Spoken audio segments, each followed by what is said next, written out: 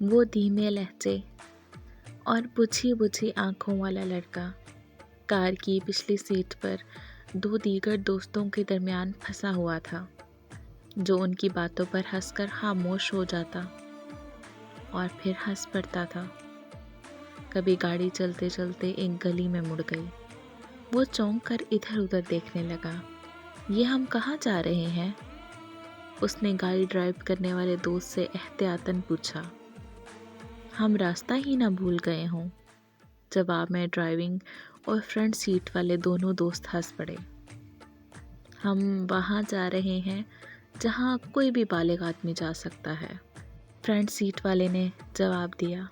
پچھلی سیٹ پر بیٹھے تینوں دوست ایک دوسرے کو حیرت سے دیکھنے لگے۔ بتا تو دیتے کم از کم، ان میں سے ایک نے کہا۔ اس بار اگلی سیٹوں سے کوئی جواب نہیں ملا۔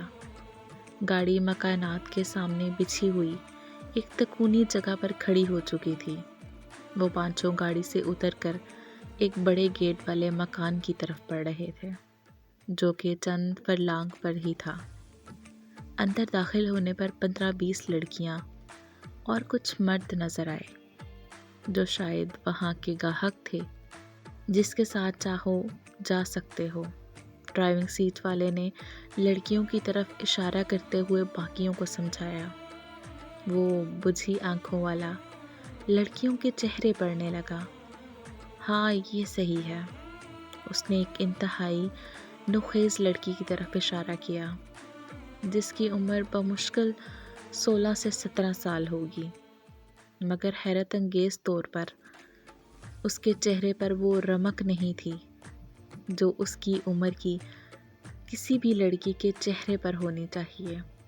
لڑکی اس سے پہلے ہی کمرے میں داخل ہو گئی، جبکہ وہ لڑکی کے بعد کمرے میں داخل ہوا، مگر دروازہ بند کیے بغیر بیڈ کے بجائے فرش پر رکھے ہوئے ایک تکیے پر اس نے خود کو ایسے پھینکا جیسے وہ صدیوں کی تھکن سے چور ہو، اوپر بیڈ پر بیٹھ جائیں۔ لڑکی نے دروازے کو کنڈی لگاتے ہوئے کہا۔ وہ مسلسل اسے حیرت سے دیکھ رہی تھی، کیونکہ اس نے پچھلے 8 ماہ کے تجربے میں ایسا کوئی شخص نہیں دیکھا تھا جو کنڈی لگائے بغیر بیٹھ گیا ہو، یا جس نے آتے ہی اس کے ساتھ دست درازی شروع نہ کی ہو۔ نہیں، میں یہیں ٹھیک ہوں، اس نے جواب دیا۔ وہ جتنا سنجیدہ نظر آتا تھا، اس سے کئی زیادہ ذہین، شوخ اور چیزوں کو تیزی سے سمجھ لینے والا بھی تھا۔ اس نے جیب میں ہاتھ ڈال کر 8-10 دانے بادام کے نکالے، ایک دانہ توڑ کر منہ میں ڈالا اور باقی نیچے رکھتے ہوئے لڑکی سے کہا، آؤ تم بھی کھاؤ۔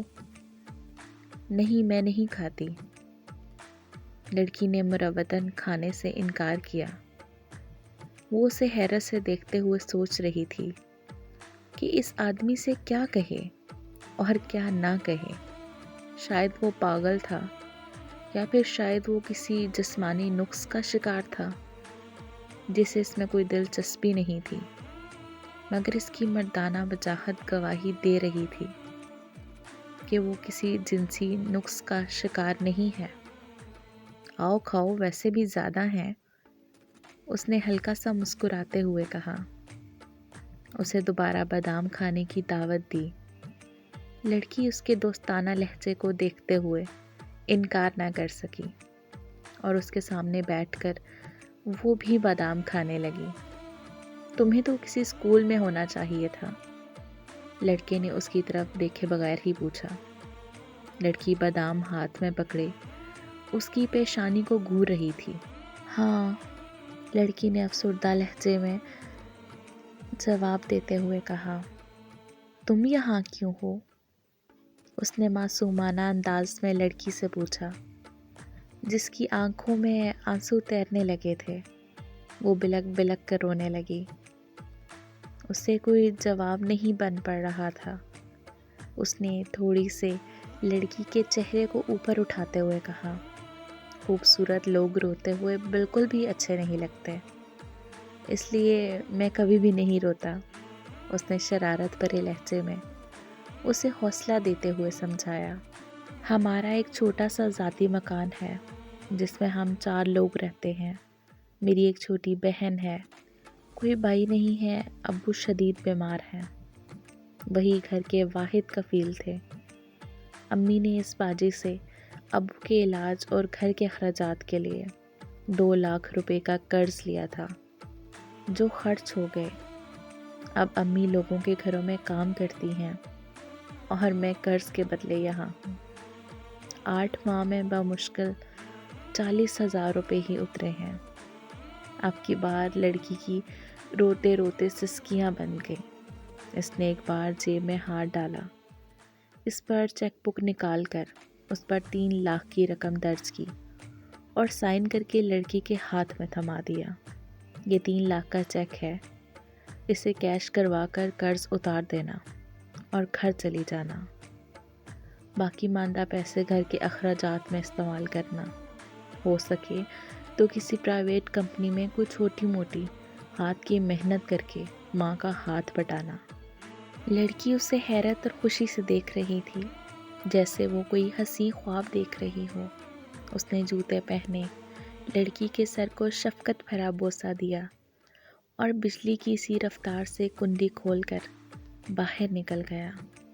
باہر نکلتے ہی اس نے گھر فون کیا، جہاں اس کی 15 سالہ اکلوتی بہن بلڈ کینسر سے مرگ و زیست کی جنگ لڑ رہی تھی۔ سامنے اس کے دوست اس کے انتظار میں کھڑے تھے۔ ہم تمہارے لیے یہاں خجل ہو رہے ہیں، تم نے اتنی دیر کیوں لگا دی؟ کمبخت، تم کھاتے کیا ہو؟ رحم، اس نے سوال کرنے والے کو جواب دیا۔ امید ہے میری آج کی کہانی بھی آپ کو پسند آئی ہوگی۔ کمنٹ میں اپنی رائے کا اظہار ضرور کریں۔ شکریہ۔